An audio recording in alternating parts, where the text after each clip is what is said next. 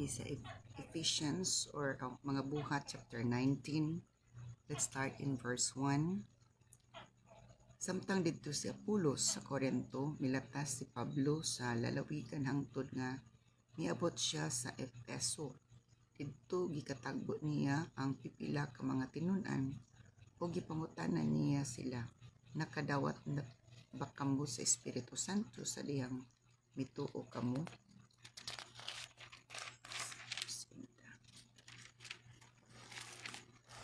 Sila mitubag, wala gani kami mahibalo kung aduna ba Espiritu Santo. Unya si Pablo nangutana kanila, unsa man di ay matanga sa bunyag ang inyong nadawat, ang bunyag ni Juan, mitubag sila.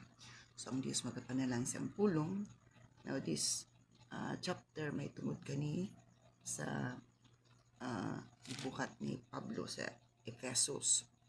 What Paul has done in Ephesus, ang gibuhat niya sa Ephesus. So dito daw, samtang si Apollos was in Corinth, samtang si Apollos dito sa Corinto, si Pablo de travel ngadto sa interior regions until he reached Ephesus on the coast, where he found several believers. Ang nagtana siya, did you receive the Holy Spirit when you believe? He asked. And no, they replied, we haven't even heard that there is a Holy Spirit. Wala gani kuno sila kabalo nga na ay Espiritu Santo, kay mga bago pa man sila, beginner pa man sila. So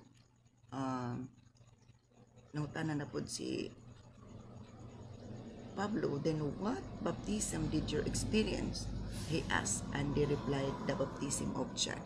So nangutana na pod si Pablo, unsa nga bautismo ang inyong nadawat? Kung itubag sila, ang bautismo ni Juan, the baptism of John.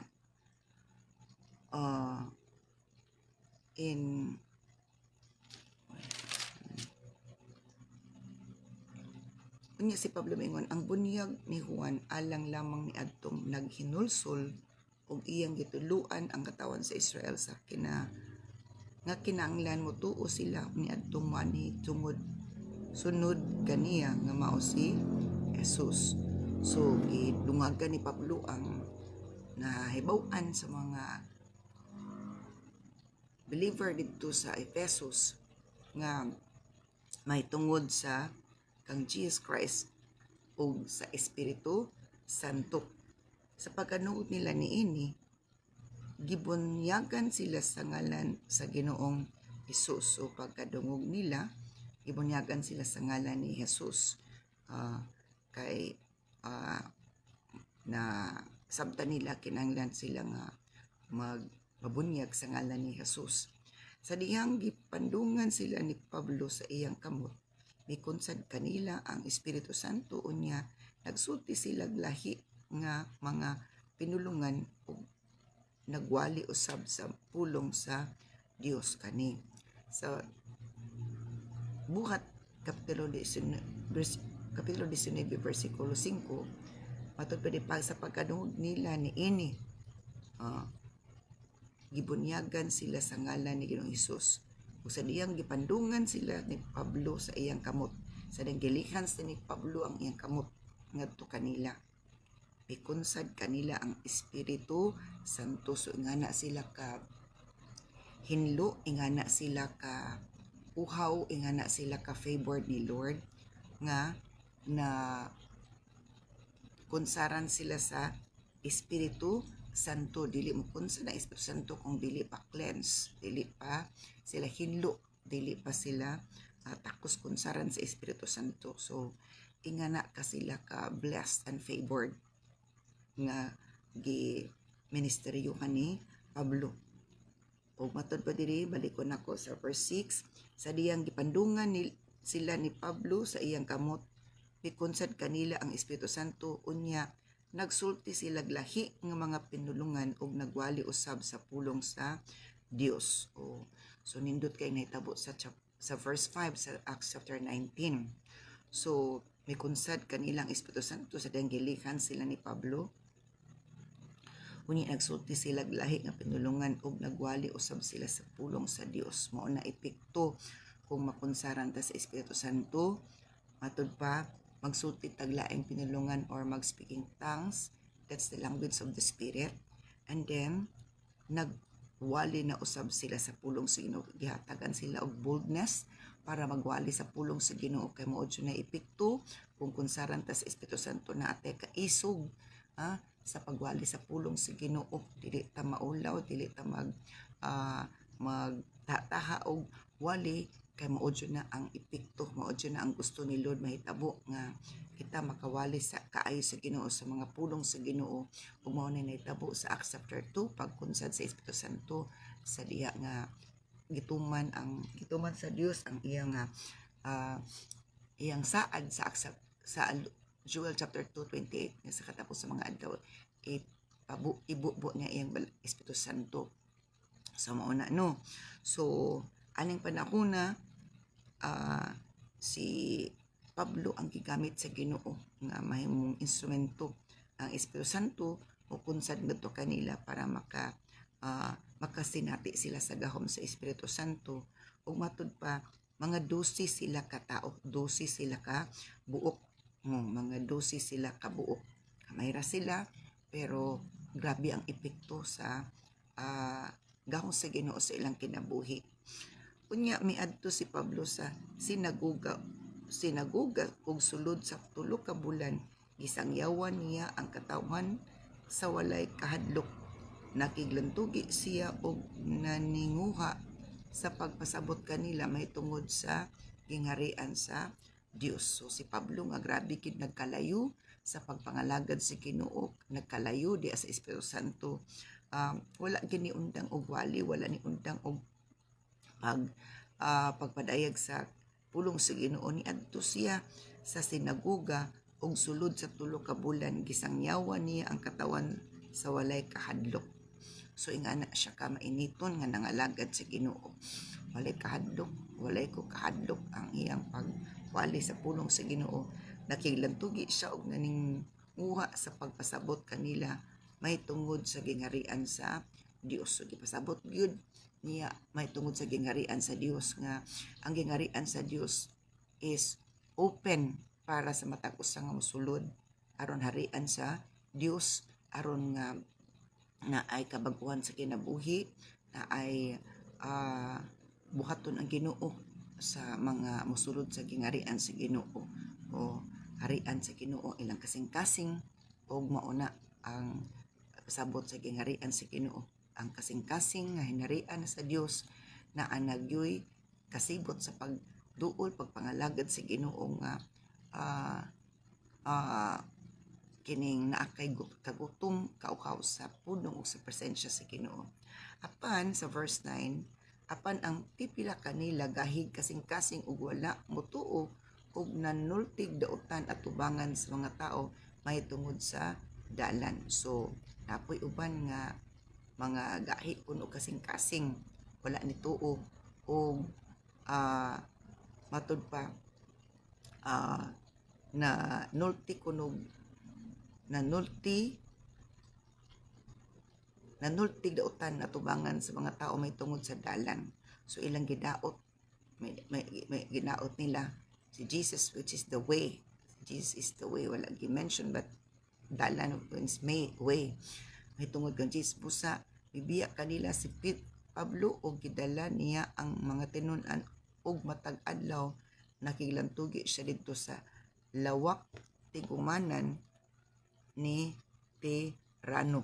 Okay. So sa diha nga naanay mga tao nga naghatag og kayagaw nila, nibiya si Pablo o gidala niya ang mga tinun-an sa matag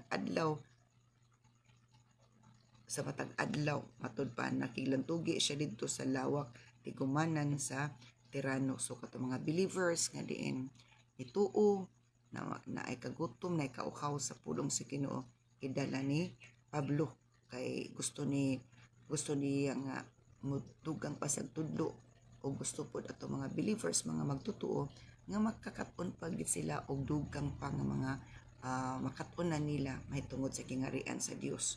So mo na ang gusto ni Lord nga atong mabatunan pud nga willing ta nga mag-learn pa, matuduan pa, makakaton sa mga dugang butang nga angayon kumibawan para pagpalawom sa atong nahibawan aron nga malig-on ta pag-ayo sa pag ila sa Ginoo o mailhan natog ayo ang Ginoo. In verse 10, nagpadayon kini sa duha ka tuig ug tungod niini ang katawan sa lalawigan sa Asia, mga Hudiyo ug mga dili Hudiyo nakadungog sa pulong sa Ginoo. So mo na nga ang epekto kung na ay madasigon nga magawali sa pulong sa Ginoo is ang mga tao matud pa makabaton sa pagtuo sa diha nga madunggan nila ang pulong sa Ginoo. Kay faith comes by hearing and hearing by the word of God, matud pa sa Romans chapter 10 verse 17 matud pa dinhi.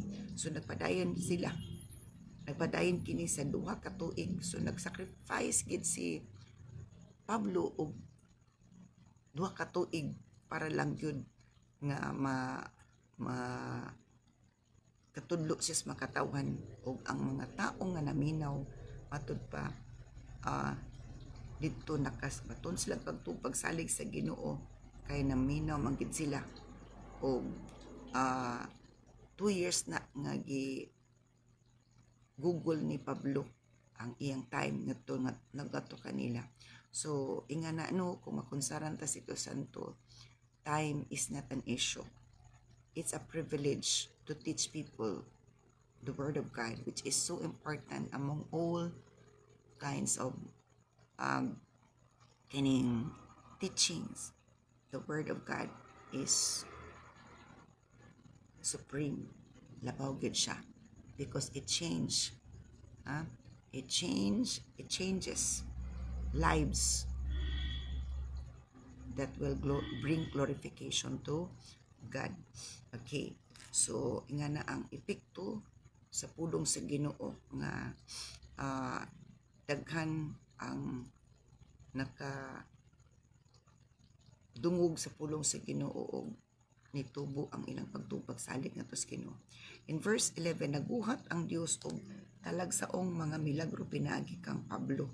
So ang Dios namuhat og milagro, talagsaon nga mga milagro kang Pablo.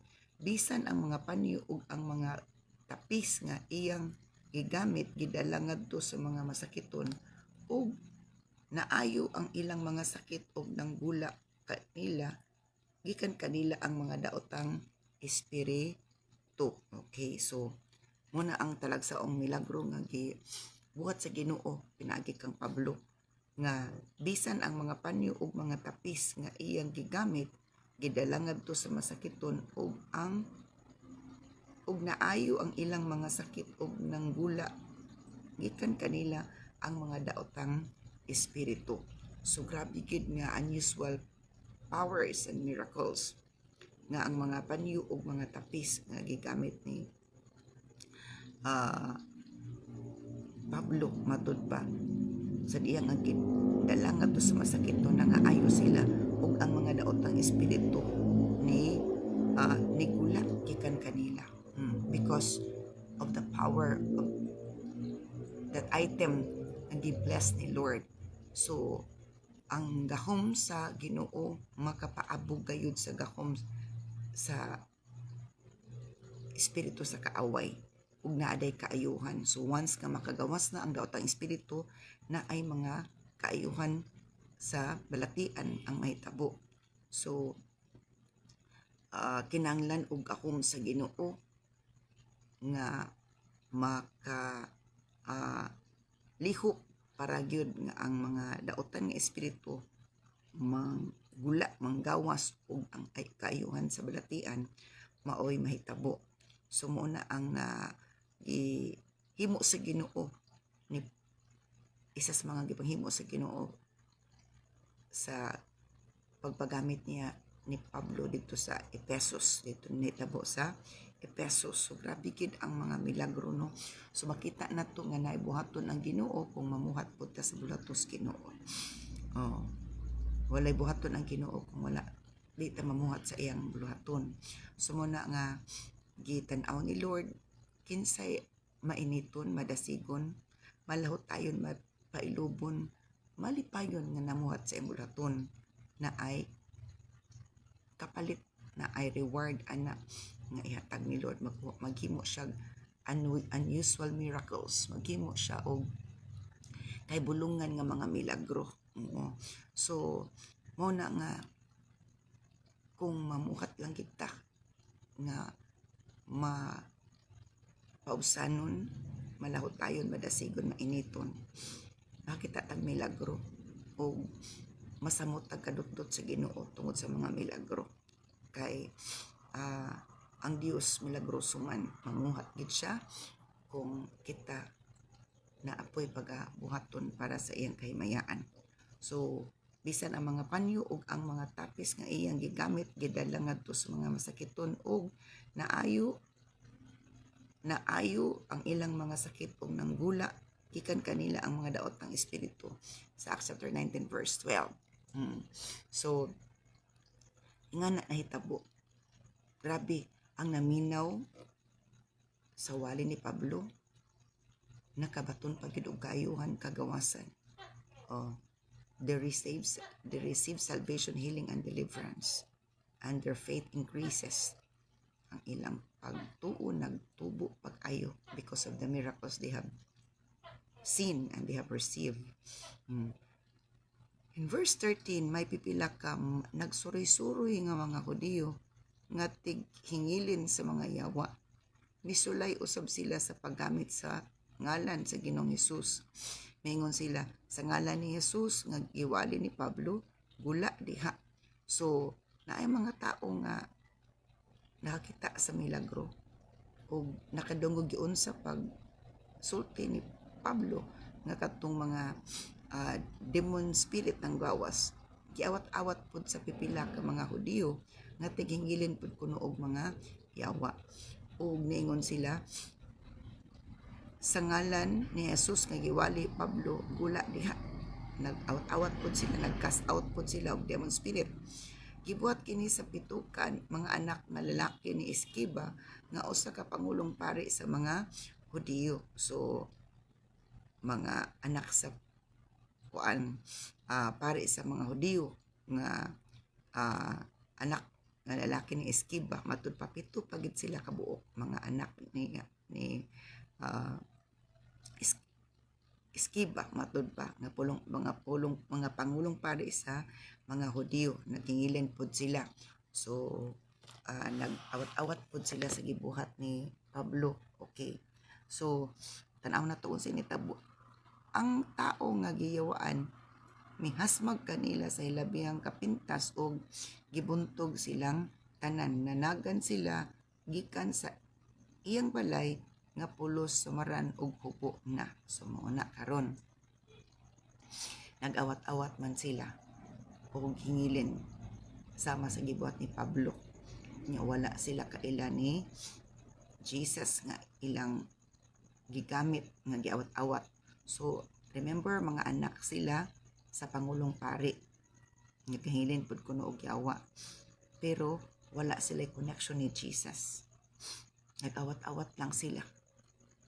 Lisod kay mag-awat-awat lang ta sa uban nga wala taga anak nga gasa, kay mahimo tang makaluluoy og maulawan ta. So sa diya nga naghinginlan nila ang espiritu sa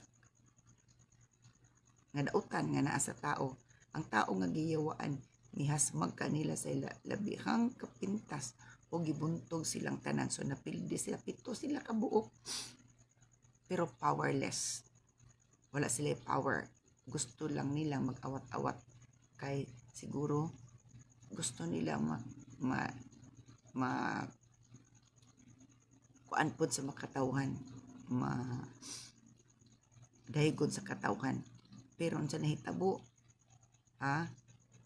gihasmagan sila sa taong giyawaan ug nanagan sila, og sa to gibuntog silang tanan, napildi sila, nanagan sila gikan sa iyang balay nga pulos, samaran og hubo na. So mauto pito gani sila kabuk. Si Pablo siya ra og siya ra ang isa aning panahona. So nakita na to, pinaagi ani nga storya na ang kaaway na adyoy gahom. Bisan ang 7 ka mga anak sa Pangulong Pari nabuntog nang samaran sila og naghubo na kay gilampurnas og ayo sa espiritu sa dautan. Ang tanan nga mga Hudiyo ug mga dili Hudiyo sa Efeso nakabalita niini og nalisang silang tanan og gipasidunggan pag-ayo ang ngalan sa Ginoo nga si Jesus. So tungod atong panghitabua ang mga tanang mga Hudiyo o mga dili Hudiyo sa Efeso nakabalita niini og nalisang silang tanan og gipasidunggan pag-ayo ang ngalan sa Ginoo nga si Jesus. So tungod atong hitabua ang mga Hudiyo matud pa tanang mga Hudiyo og dili Hudiyo sa Efeso napasidunggan ang ngalan sa Ginoo pinaagi ni Ginoong Hesukristo. So naay negative nahitabo apan nagresulta og positibo nga nadayeg na noon ang Ginoo og naulawan ang nag-awat-awat sa paghingilin sa daotang espiritu nga diin wala sila'y authority nga gihatag sa Ginoo, not authorized by the Lord sila, nag-awat-awat lang. So lisod kay na mag-awat-awat ta sa gibuhat sa uban nga wala tay authorization, wala tay authority ni Lord kay maulawan og mapildi og luoy kay sanan.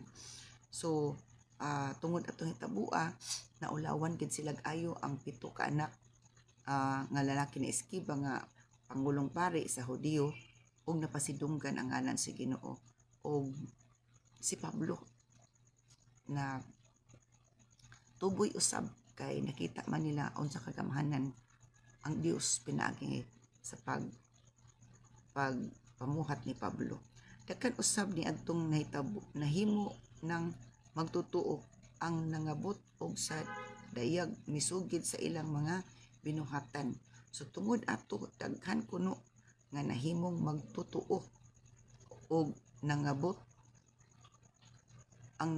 og sa dayag misugid sa ilang mga binuhatan. So matud pa sa pulong sa many who became believers and confessed their sinful practices. So muna nga kung mamuhat sa bluton sa Ginoo, we have to be ready to face the negative and positive nga mga possibilities na mahitabo, and we have to be stable in our faith nga God will do something. Mamuhat gid ang Ginoo, dili ta magpaapekto sa negatibo nga mga panghitabo kay aron nga madayag gid ang gawom sa Ginoo kinsa gyud ang giubanan si Ginoo, kinsa gyud ang tinuod nga alagad sa Ginoo katong ang iyang pagtupag salig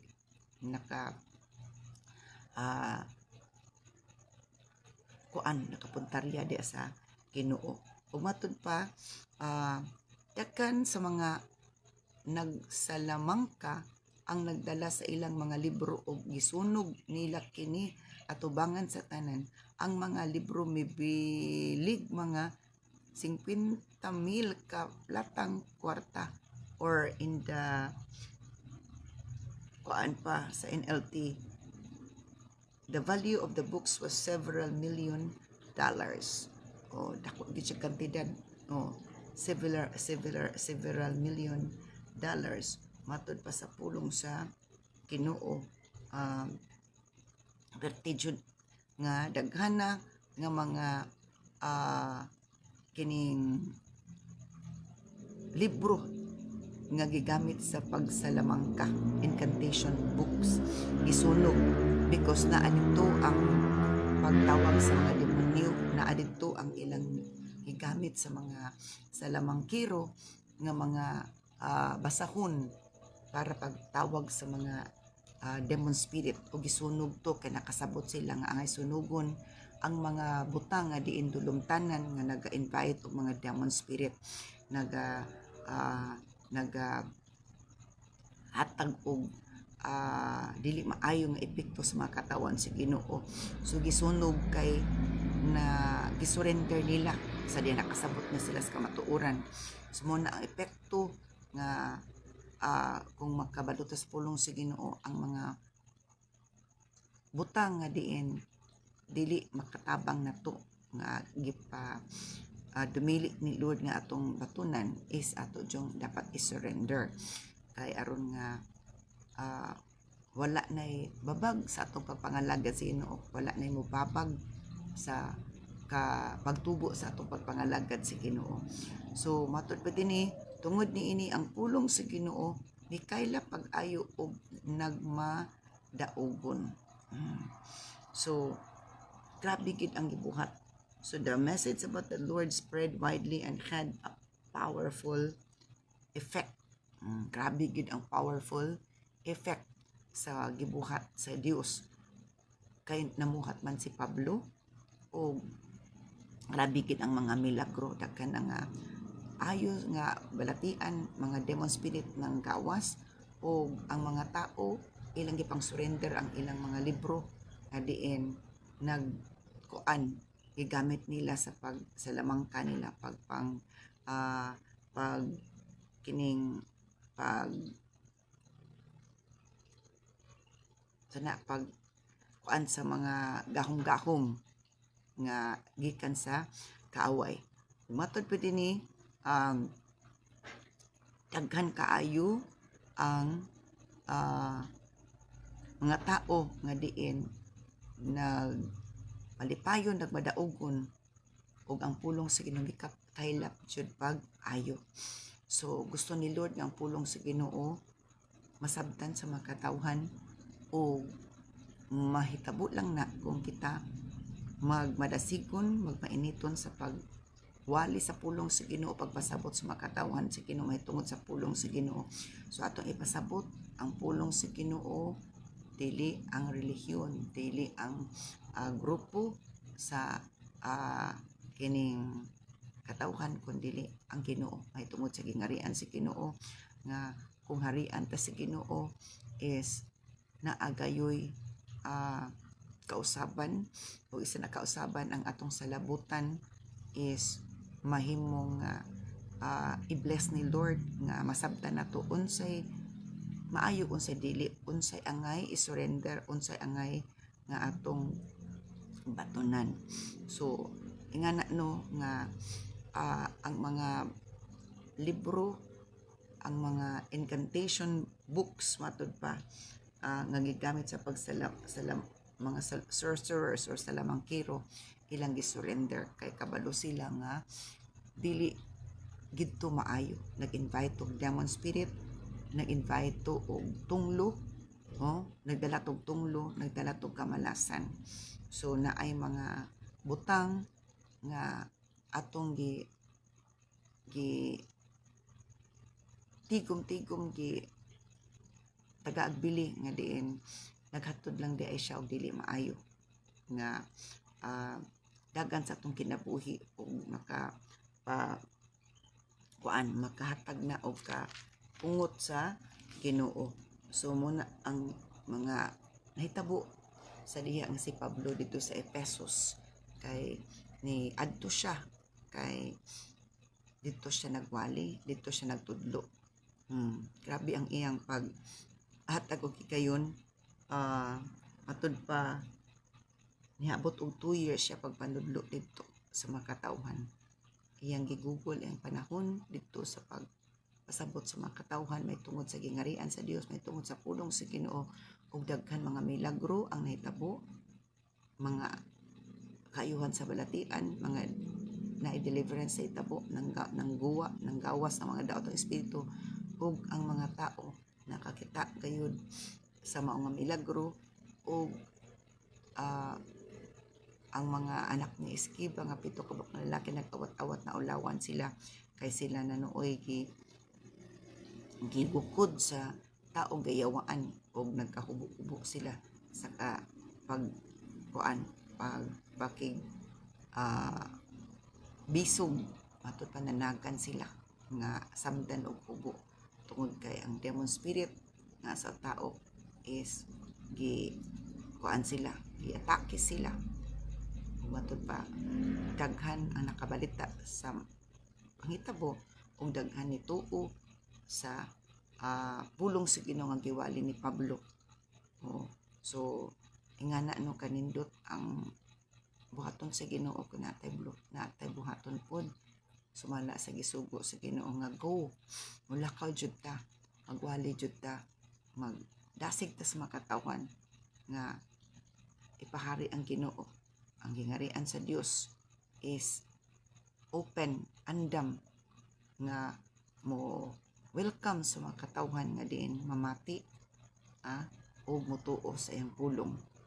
Mao na ang isa ka entrada nga keden kita mahimong kabahin sa gingarian sa Ginoo. Kinahanglan ang Ginoo na mohari sa tong kasing-kasing o matud pa Diyos nagakanan namin Diyos. Hallelujah. Hallelujah. Diyos nagakanan namin. Hallelujah.